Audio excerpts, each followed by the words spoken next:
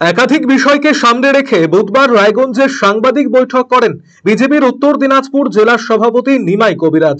দলের জেলা কার্যালয়ে বসে সাংবাদিক বৈঠকে বিজেপির জেলা সভাপতি নিমাই কবিরাজ বলেন, মায়ানমার থেকে বাংলাদেশের কক্সবাজারে যে সমস্ত রোহিঙ্গারা সেখানে তাঁবু গেড়েছিলেন তারা বাংলাদেশ থেকে ভারতবর্ষে ঢুকে পড়েছে। সেই রোহিঙ্গারা পশ্চিম বাংলায় ভোটার কার্ড, আধার কার্ড থেকে শুরু করে সমস্ত নথিপত্র তারা এই রাজ্যের শাসক দলের কাছ থেকে সংগ্রহ করেছে। এইভাবে বাংলাদেশি সংখ্যালঘু মুসলমান এবং রোহিঙ্গাদের নিয়ে পশ্চিম বাংলায় যে রাজনীতি হচ্ছে সমস্ত বিষয়কে গুলিয়ে দিয়ে বাংলাদেশ, পাকিস্তান, আফগানিস্তান তৎসহ 6টি গোষ্ঠীর মানুষ যারা নির্যাতনের শিকার হয়ে এদেশে আশ্রয় নিয়েছেন, বিজেপি পরিচালিত কেন্দ্রীয় সরকার তাদেরকে শরণার্থী হিসাবে আখ্যা দিয়েছে। অন্যদিকে রোহিঙ্গা এবং মুসলিমদের অনুপ্রবেশকারী হিসাবে আখ্যা দিয়েছে। কিন্তু পশ্চিমবঙ্গ সরকার এই বিষয়টিকে গুলিয়ে দিয়ে রাজ্যব্যাপী বিভ্রান্তিকর পরিস্থিতি সৃষ্টি করছে।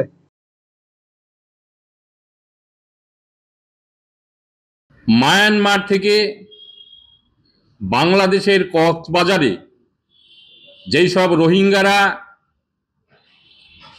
সেখানে তাঁবু গেড়েছিলেন শিবিরে, তারা বাংলাদেশ থেকে ভারতবর্ষে ঢুকে পড়েছে এবং সেই রোহিঙ্গারা পশ্চিমবাংলায় ভোটার কার্ড, আধার কার্ড থেকে শুরু করে সমস্ত তথ্য তারা শাসক দলের কাছ থেকে সংগ্রহ করেছে। এইভাবে বাংলাদেশি সংখ্যালঘু মুসলমান এবং রোহিঙ্গাদের নিয়ে পশ্চিমবাংলায় যে রাজনীতি হচ্ছে সমস্ত বিষয়কে গুলিয়ে ফেলে বাংলাদেশ, পাকিস্তান, আফগানিস্তান তৎসহ 6টি গোষ্ঠীর মানুষ যারা নির্যাতনের শিকার হয়ে আমাদের ভারতবর্ষে আশ্রয় নিয়েছে, ভারতীয় জনতা পার্টির সরকার, বিজেপির সরকার তাদেরকে শরণার্থী হিসাবে আখ্যা দিয়েছে এবং রোহিঙ্গা এবং মুসলিমদের অনুপ্রবেশকারী হিসেবে আখ্যা দিয়েছে। কিন্তু পশ্চিমবঙ্গ সরকার সেটাকে গুলিয়ে ফেলে সারা পশ্চিমবাংলা ব্যাপী একটা বিভ্রান্তকর পরিবেশ সৃষ্টি হয়েছে। এর পাশাপাশি নিমাই বাবু পাক অধিকৃত কাশ্মীর ইস্যুতে সাংসদ কল্যাণ বন্দ্যোপাধ্যায়কে কটাক্ষ করেছেন। পাশাপাশি তৃণমূল সাংসদ মহুয়া মৈত্রের বিরুদ্ধে সন্ত্রাসবাদীদের পক্ষ নেওয়ার মতো মারাত্মক অভিযোগ তুলেছেন বিজেপির জেলা সভাপতি। আক্রমণ শানিয়েছেন মালদার বিধায়ক সাবিত্রী মিত্রকেও।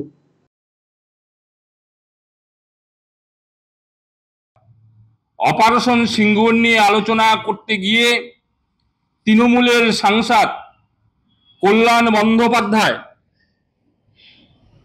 যে পাক অধিকৃত কাশ্মীর, যে কাশ্মীরকে নিয়ে ভারত সরকারের পক্ষ থেকে বারংবার করে প্রচেষ্টা করা হচ্ছে ভারতের অঙ্গ হিসেবে তাদেরকে যুক্ত করবার জন্য, কিন্তু কল্যাণ বন্দ্যোপাধ্যায় পাকিস্তান অধিকৃত সেই কাশ্মীরকে পাকিস্তানের জায়গা বলে আজাদ কাশ্মীর হিসাবে আখ্যা দিয়ে ভারতবর্ষের যে দেশপ্রেম, ভারতবর্ষ বিরোধী কথা এবং ভারতবর্ষের মানুষকে অপমান করা, গোটা ভারতবর্ষকে অপমান করা, ভারতবর্ষের ভাবাবেগকে অপমান করেছে।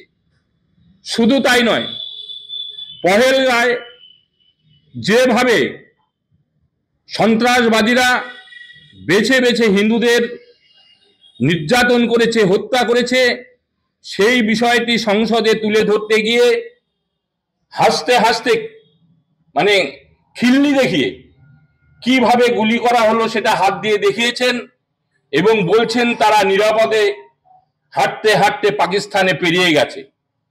এই যে মিথ্যা কথা, তারই প্রতিবাদে আপনারা জানেন ভারত সরকারের পক্ষ থেকে অপারেশন সিঁদুরের মাধ্যমে এবং পরবর্তীতে অপারেশন মহাদেবের মাধ্যমে যেভাবে জঙ্গিদের নিধন করেছে সেই বিষয়টাকে এড়িয়ে গিয়ে বাংলার মানুষকে, সারা ভারতবর্ষের মানুষকে তারা বিভ্রান্ত করছে। শুধু তাই নয়, আপনারা জানেন তৃণমূলের সাংসদ মহুয়া মৈত্র যে বিগত দিনে দেশের তথ্যকে পাচার করবার জন্য তার সংসদ পদ খাইয়েছিলেন, সে বক্তব্য রাখতে গিয়ে সন্ত্রাসবাদীদের পক্ষ নিয়েছেন। শুধু তাই নয়, তিনি বলেছেন ভারতবর্ষে আর কেউ থাকতে চাইছেন না, বাংলাদেশের সঙ্গে তুলনা করেছেন, বাংলাদেশের প্রশংসা করেছেন এবং ভারতবর্ষের প্রতি অনীহা দেখিয়েছেন, ভারতবর্ষকে অপমান করেছেন।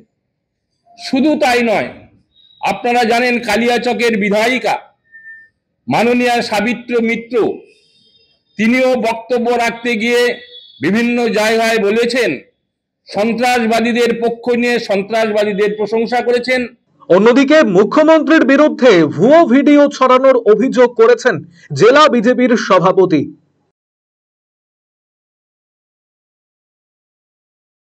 পশ্চিমবাংলার মুখ্যমন্ত্রী একটি ভিডিও গণমাধ্যমে ছেড়ে দিয়েছেন। সেই গণমাধ্যমে দেখা যাচ্ছে একজন মুসলিম মহিলা তার 2 বাচ্চাকে যেভাবে একটি ভিডিও করেছে, ভুয়ো ভিডিও, তাতে দেখা যাচ্ছে বাংলা ভাষায় কথা বলে বলে তাদেরকে নাকি নির্যাতন করা হচ্ছে, তাদের উপর নাকি অত্যাচার করা হচ্ছে। এবং সেই মিথ্যা ভিডিও সারা ভারতবর্ষে যেমন প্রচার করেছেন, বিদেশের গণমাধ্যমের মাধ্যমে ভারতবর্ষকে কালিমালিপ্ত করার চেষ্টা করেছেন। এবং সেই ভিডিওকে প্রকৃত যাচাই করতে গিয়ে দিল্লির সরকার, দিল্লির পুলিশ প্রশাসন যখন এই বিষয়টি পুঙ্খানুপুঙ্খভাবে তদন্ত করে দেখেছেন এই ভিডিওটা সম্পূর্ণ ভুয়ো ভিডিও এবং সেই ভিডিওর মাধ্যমে সারা ভারতবর্ষব্যাপী অস্থিরতার পরিস্থিতি তৈরি করা, বাংলা ভাষায় কথা হচ্ছে বলে তাদেরকে মারা, তাদের কাছে টাকা নেওয়া, এরকম মিথ্যা অভিযোগ দিয়ে সারা ভারতবর্ষের মানুষকে যেমন বিভ্রান্ত করছেন, ঠিক তেমনি সংসদে দাঁড়িয়ে তারা মিথ্যা কথা বলছেন, দেশ বিরোধী কথা বলছেন। রায়গঞ্জবাসীদের জন্য সুখবর, যারা দীর্ঘদিন ধরে জয়েন্টের ব্যথা এবং হাড়ের সমস্যায় ভুগছেন তাদের জন্য রায়গঞ্জ দিশারিতে আসছেন আর.এন. টেকর হাসপাতালের জয়েন্ট রিপ্লেসমেন্টে ভারত বিখ্যাত অস্থিরোগ বিশেষজ্ঞ doctor Barun Dutta, MD, DNB. এখন থেকে প্রতি মাসের নির্দিষ্ট দিনে ডাক্তারবাবুকে দেখাতে আজই যোগাযোগ করুন দিশারি হেলথ কেয়ার, উকিলপাড়া, রায়গঞ্জ শাখায়। যোগাযোগ করুন 7477785509, 7477785512 এই নম্বরে। আর একঘেয়েমি ভালো লাগছে না, একটু পরিবর্তন দরকার। পরিবর্তন অবশ্যই দরকার, তবে শিকড়কে আগলে রেখে। শুনছি এবার নাকি পরিবর্তন হচ্ছে। তাই? কোথায় হচ্ছে পরিবর্তন? কিভাবে হবে পরিবর্তন? কে করবে পরিবর্তন? হ্যাঁ, আরসিটিভি সংবাদে আসতে চলেছে পরিবর্তন। কি পরিবর্তন জানতে নজর রাখুন আরসিটিভি সংবাদে।